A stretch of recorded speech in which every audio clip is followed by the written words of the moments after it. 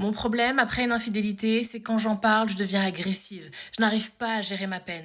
J'aimerais réagir d'une autre manière, mais j'ai tellement de peine que je n'y arrive pas. Moi, c'est Lucie, thérapeute de couple. On va se parler de ce sujet-là qui revient souvent. La gestion émotionnelle, souvent de la personne trompée, quand je suis submergée par mes émotions et j'arrive plus à canaliser. Et effectivement, je peux devenir blessante, agressive, insultante.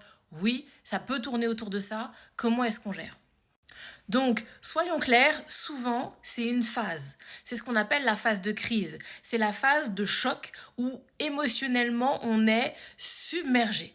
Et où effectivement, c'est extrêmement douloureux, extrêmement violent, qu'il y a une espèce d'afflux d'émotions douloureuses, inconfortables, etc. Je suis difficilement en capacité de me maîtriser.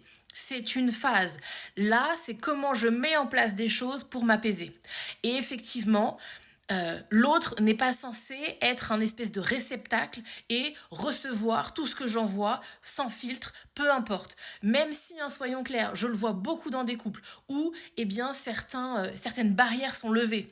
On s'insultait pas et là on se retrouve à s'insulter. On n'était pas dans le mépris, on n'était pas dans je te hurle dessus et là on se retrouve à fonctionner et à communiquer comme ça. Soyons clairs aussi, du côté de la personne infidèle, c'est pas parce que j'ai trompé, c'est pas parce que j'ai été infidèle que du coup, je me retrouve à être un paillasson et à pouvoir tout accepter. C'est aussi complètement ok que j'ai mes limites. Oui, je t'ai trompé, mais non, j'accepte pas que tu me parles comme ça. Oui, j'ai été infidèle, mais j'accepte pas les insultes, j'accepte pas le manque de respect, j'accepte pas le dénigrement. Bien évidemment que même si j'ai été infidèle, c'est pas pour autant que je suis condamnée et on se comporte comme on veut avec moi en fait. Vous voyez l'idée?